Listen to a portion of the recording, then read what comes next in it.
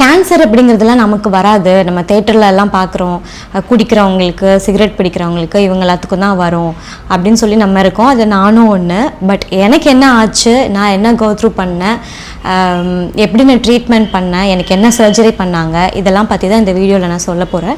Maybe இந்த video கொஞ்சம் லென்த்தியாக இருக்கும், பட் இதில் வந்து எல்லாமே ரொம்ப டீட்டெயிலாக சொல்லணும்னு நினைக்கிறேன். பிகாஸ் நான் ஒரே ஒரு ஸ்டோரி இன்ஸ்டாகிராமில் போட்டேன், எனக்கு வந்து இந்த மாதிரி ஒரு சர்ஜரின்னு சொல்லிட்டு. ஸோ அதுக்கு நிறைய பேர் ரிப்ளை பண்ணாங்க. அவங்களில் வந்து ஒரு 5-6 பேர் வந்து எனக்கும் இந்த ப்ராப்ளம் இருக்குது அப்படின்னு சொல்லி என்கிட்ட சொன்னாங்க. அதில் வந்து இப்போ 2 பேருக்கு பிரெஸ்ட் கேன்சர் சொல்லி கண்டுபிடிச்சிருக்காங்க. ஸோ அவங்களோட ட்ரீட்மெண்ட்ஸ் எல்லாம் போயிட்டுருக்கு. ஸோ நமக்கு தெரிஞ்சே வந்து நம்மக்கிட்ட கேட்டதுலேயே ஒரு 2 பேர்த்துக்கு கன்ஃபார்ம் ஆயிருக்குன்னா, அப்போ இது மாதிரி தெரியாமல் எவ்வளோ பேர் இருப்பாங்க, இதை அவேர்னஸ் இல்லாமல் எவ்வளோ பேர் இருக்காங்கன்னு சொல்லி தோணுச்சு. ஸோ கண்டிப்பாக என்னோடய யூடியூப் சேனலில் இதுதான் என்னோடய ஃபர்ஸ்ட் வீடியோவாக இருக்கணும்னு சொல்லி நான் நினச்சேன். ஸோ எனக்கு என்ன ஆச்சுன்னா, என்னோடய ரைட் சைட் பிரெஸ்ட்டில் வந்து உள்ளே, அதாவது வெளியே இல்லை, உள்ளே வந்து எனக்கு சின்ன லம்ப் மாதிரி ஒன்று வந்து ஃபீல் ஆச்சு. கை வச்சு பார்க்கும்போது ஃபீல் ஆச்சு. அது பெயினும் இல்லை, எதுவும் இல்லை. பட் நான் ஏதோ இந்த பீரியட்ஸ் டைமில் வர ஏதோ எனக்கு சம்டைம்ஸ் அந்த மாதிரி தான் இருக்கும். பிரெஸ்ட்டெல்லாம் ரொம்ப டைட்டாக அங்கங்கே கிளாட்டாக இருக்க மாதிரிலாம் இருக்கும். பீரியட்ஸ் ஆனால் எனக்கு அது சரியாயிடும். ஸோ அந்த மாதிரி நினச்சிட்டு நான் விட்டுட்டேன். ஒரு 6-7 மந்த்ஸ்க்கு அப்புறம் வந்து மறுபடியும் வந்து குளிக்கும்போது எனக்கு ஃபீல் ஆச்சு, கொஞ்சம் அது பெருசாக இருக்க மாதிரி இருந்தது. ஸோ அப்போ வந்து எனக்கு பெயின் இல்லை, கொஞ்சம் மூவ் ஆகுற மாதிரி இருக்கும். பட் நல்லா ஒரு இவ்வளோ பெரிய சைஸில் வந்து எனக்கு ஃபீல் ஆச்சு. அப்போ வந்து என்னோட கிளைண்ட் ஒருத்தங்க, ஒரு டாக்டர் அவங்க. ஸோ அவங்கக்கிட்ட இதை நான் பற்றி கேட்கும்போது அவங்களோட ஃப்ரெண்டை வந்து, அவங்களும் சர்ஜன், அவங்க எனக்கு ரெஃபர் பண்ணாங்க, டாக்டர் கிருத்திகான்னு சொல்லிட்டு. அவங்கக்கிட்ட நான் வந்து ஃபோனில் தான் பேசினேன், இந்த மாதிரி எனக்கு ஒரு பிரெஸ்ட்டில் ஒரு கிளாட் மாதிரி இருக்குது அப்படின்னு சொல்லிட்டு. அவங்க வந்து இமீடியட்டாக நீங்கள் அல்ட்ராசவுண்ட் பண்ணிவிட்டு வாங்க, அல்ட்ராசவுண்டில் நமக்கு தெரிஞ்சிரும் என்னன்ட்டு, ரிப்போர்ட்ஸ் வந்ததுக்கப்புறமா நம்ம நேரில் மீட் பண்ணிக்கலாம் அப்படின்னு சொன்னாங்க. அது வரைக்கும் அவங்கக்கிட்ட நான் ஃபோனில் தான் பேசினேன். அல்ட்ராசவுண்ட் பண்ணிட்டு இருக்கும்போதே அன்றைக்கே நான் அல்ட்ராசவுண்ட் பண்ணும்போது அந்த ரேடியாலஜிஸ்ட் சொன்னாங்க, எனக்கு இது நார்மலாக தெரியல, பிகாஸ் சைஸ் வந்து ரொம்ப பெருசாக இருக்குது. அதாவது நிறைய கேட்டகரிஸ் இருக்குது. அதில் வந்து இந்த ஃபைப்ரோடெனிமா அப்படிங்கிறது நிறைய கேட்டகரி இருக்குது. நான் வந்து மெடிக்கல் எக்ஸ்பர்ட்லாம் இல்லை, பட் எனக்கு என்ன சொன்னாங்களோ அது நான் சொல்கிறேன். ஸோ கேட்டகரி 0, 1, 2, 3, 4, 4A, 5 அந்த மாதிரி நிறையா இருக்குது. அதில் எனக்கு இருந்த கேட்டகரி, இருந்த ஸ்டேஜ் வந்து 4A. அதாவது 4A அப்படிங்கிறது வந்து மேபி அது கேன்சராகவும் இருக்கலாம். அது வந்து அல்ட்ராசவுண்டில் தெரியாது. அதாவது 0 to 15% சான்சஸ் இருக்குது அப்படின்னு சொன்னாங்க. ஸோ அல்ட்ராசவுண்ட் மட்டும் பண்ணால் பத்தாது, நீங்கள் பயாப்சி பண்ணணும்னு சொன்னாங்க.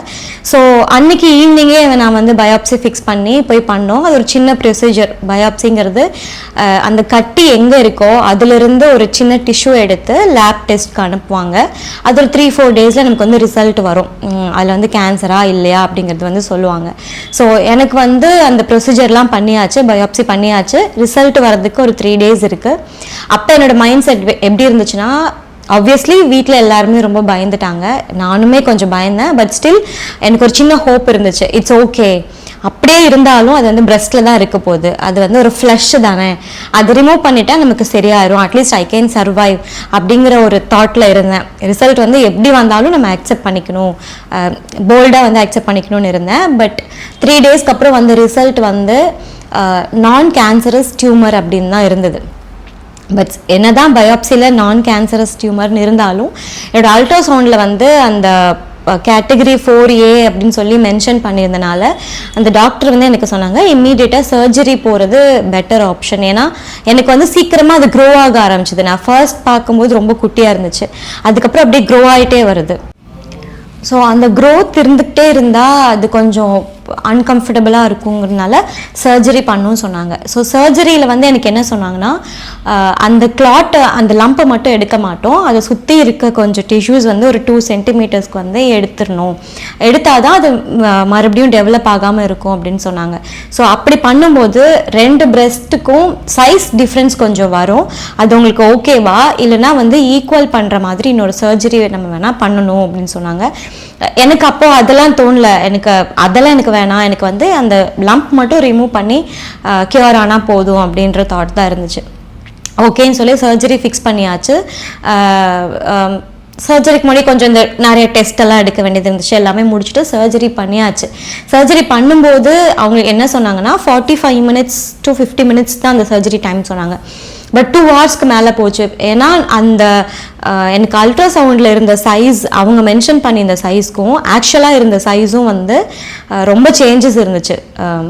எனக்கு டெஸ்ட் ரிப்போர்ட்டில் இருந்ததை விட பெருசாக இருந்துச்சு. ஸோ அதனால அந்த சர்ஜரி கொஞ்சம் டைம் ஜாஸ்தி எடுத்துச்சு. ஸோ போஸ்ட் சர்ஜரி வந்து பார்க்கும்போது ஃபர்ஸ்ட் டைம் அந்த மிரரில் பார்க்கும்போது எனக்கு நான் நினச்சேன் எங்கேயாவது இந்த பக்கம் அந்த பக்கம்லாம் வந்து கட் பண்ணி அந்த மாதிரி எடுத்திருப்பாங்க யோசித்தேன். பட் அந்த மாதிரி பண்ணல. அந்த நிப்பிளோட பார்டர் இருக்கும்ல, ஸோ அந்த இடத்த கட் பண்ணி ஓப்பன் பண்ணி அந்த வழியாக வந்து அந்த லம்பெல்லாம் அந்த டிஷ்யூஸ்லாம் ரிமூவ் பண்ணிவிட்டு திருப்பியும் அதில் அப்படியே ஸ்டிச் பண்ணியிருந்தாங்க. ஸோ அதை பார்க்கும்போது ஒரு சர்ஜரி பண்ணியிருந்த மாதிரியே தெரியல, ரொம்ப கம்ஃபர்டபுளாக இருந்துச்சு. ஸோ போஸ்ட் சர்ஜரி ஒரு 4-5 டேஸ்க்கு அப்புறம் அந்த சூச்சஸ்லாம் வந்து ரிமூவ் பண்ணுவோம்ல, அது ட்ரை ஆனதுக்கப்புறம் ரிமூவ் பண்ணதுக்கப்புறம் பார்த்தா சுத்தமாக அங்கே சர்ஜரி பண்ண மாதிரியே இல்லை. அவ்வளோ ப்ரொஃபஷ்னலாக பண்ணியிருந்தாங்க அவங்க. எனக்கு போஸ்ட் சர்ஜரியும் ரொம்ப அந்த அன்கம்ஃபர்டபுளாக இருக்கிறது, பெயின் இருக்கிறது, ப்ளீட் ஆகிறது, இன்ஃபெக்ஷன் ஆகிறது அந்த மாதிரிலாம் எதுவுமே இல்லை. ரொம்ப பர்ஃபெக்டாக இருந்துச்சு. ஸோ அவ்வளோதான். இதுக்கப்புறம் வந்து 6 months வந்து நீங்கள் மேமோகிராம் மாதிரி ஏதாவது ஒரு ஃபாலோ பண்ணிக்கணும், மானிட்டர் பண்ணிகிட்டே இருக்கணும் அப்படிங்கிற மாதிரி தான் சொன்னாங்க. ஸோ இதுதான் எனக்கு பண்ண ப்ரொசீஜர். இதை நான் என் ஃப்ரெண்ட்ஸ் கிட்ட ஷேர் பண்ணும்போது நான் ஒரு 4-5 பேர்கிட்ட சொல்கிறேன்னா அதில் ஒருத்தர் கண்டிப்பாக எனக்கும் அந்த மாதிரி ப்ரெஸ்ட்டில் வந்து லம்ப் இருக்குது, குட்டி குட்டியாக லம்ப் இருக்குதுன்னு என்னோடய ஃப்ரெண்ட்ஸ் எல்லாம் சொல்கிறாங்க. ஸோ அப்போ தான் எனக்கு தோணுச்சு, அப்போ நமக்கே தெரியாமல் நம்மளுக்குள்ளேயே நிறைய பேருக்கு வந்து இது இருக்குது, இதோட அவேர்னஸ் தான் நிறைய பேருக்கு வந்து இல்லை. எனக்கு ஸ்கூல் படிக்கும் போதெல்லாம் வந்து நிறைய டாக்டர்ஸ்லாம் வந்து சொல்லி கொடுத்துருக்காங்க, நம்மளே வந்து செல்ஃபாக டெஸ்ட் பண்ணிக்கணும், அப்பப்போ ப்ரெஸ் பண்ணி பார்க்கணும், அண்டர் ஆர்ம்ஸ்லாம் ப்ரெஸ் பண்ணி பார்க்கணும், ஏதாவது வந்து கிளாட்டோ லம்போ ஃபீல் ஆகுது, ஏதாச்சும் கட்டி மாதிரி இருக்குன்னா கண்டிப்பாக நம்ம டாக்டரை பார்க்கணும் அப்படிலாம் வந்து சின்ன வயசில் நான் சொல்லியிருக்காங்க. இப்போவுமே நிறைய காலேஜ் ஸ்கூல்லலாம் வந்து அவேர்னஸ் ப்ரோக்ராம்லாம் கண்டக்ட் பண்ணுறாங்க.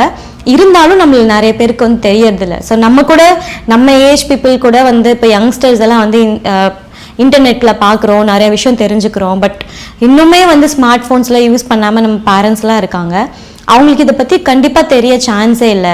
ஏன்னா நான் சொன்ன மாதிரி நமக்கு இதெல்லாம் வராது அப்படிங்கிற தாட்டில் தான் நம்ம இருப்போம். பட் இதோட அவேர்னஸ் வந்து இன்னுமே நிறைய பேருக்கு வரணுங்கிறதுக்காக தான் இந்த வீடியோ பண்ணுறேன்.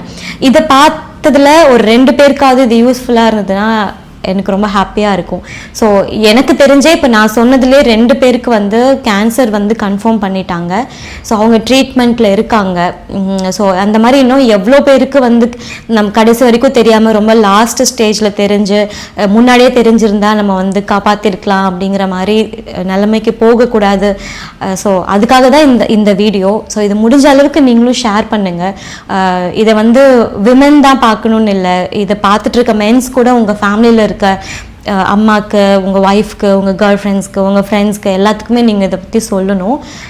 இப்போ ஒரு 2 days முன்னாடி கூட என் ஃப்ரெண்ட் எனக்கு கால் பண்ணி உனக்கு என்ன ப்ராப்ளம் இருந்துச்சு அதை எனக்கு கொஞ்சம் சொல்லு, ஏன்னா எனக்கும் வந்து அந்த மாதிரி ஒரு கட்டி இருக்க மாதிரி ஃபீல் ஆகுது, எனக்கு அண்டர் ஆர்ம்ஸ்லாம் கட்டி இருக்க மாதிரி தெரியுது, நான் வந்து டெஸ்ட் பண்ணி பார்க்கும்போது எனக்கும் இப்படி தான் சொல்கிறாங்க, உனக்கு என்ன நடந்துச்சுன்னு நீ சொல்லு அப்படின்னு சொன்னால். ஸோ அந்த மாதிரி இன்னும் என்னை சுற்றி இருக்கவங்களுக்கே இன்னும் நிறைய பேருக்கு இதை நான் வந்து சொல்லணும்.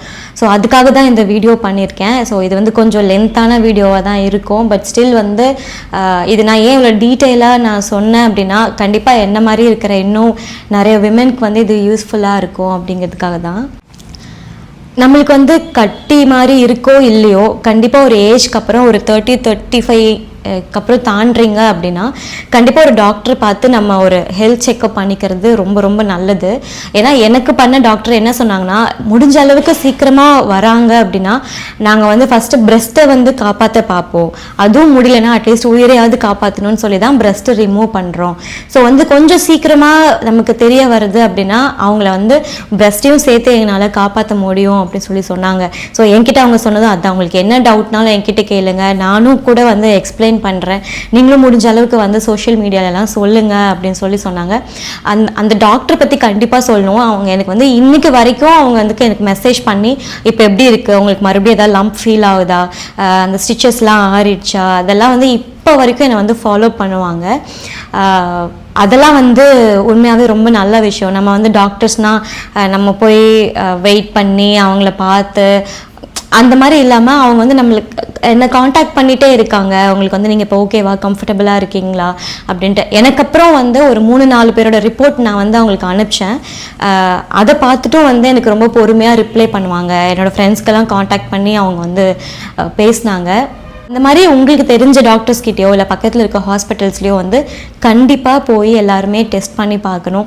ஏன்னா முடிஞ்ச அளவுக்கு சீக்கிரமாக கண்டுபிடிச்சிட்டோன்னா வந்து நிறைய லைஃப்பை வந்து நம்மளால் நிறைய லைஃப்ஸ் வந்து சேவ் பண்ண முடியும். And thank you so much for வாட்சிங் திஸ் வீடியோ. இதே மாதிரி எனக்கு சப்போர்ட் பண்ணிகிட்டே இருங்க. ஸோ முடிஞ்ச அளவுக்கு யூஸ்ஃபுல்லான வீடியோஸை நான் கண்டிப்பாக கொடுத்துட்டே இருப்பேன்.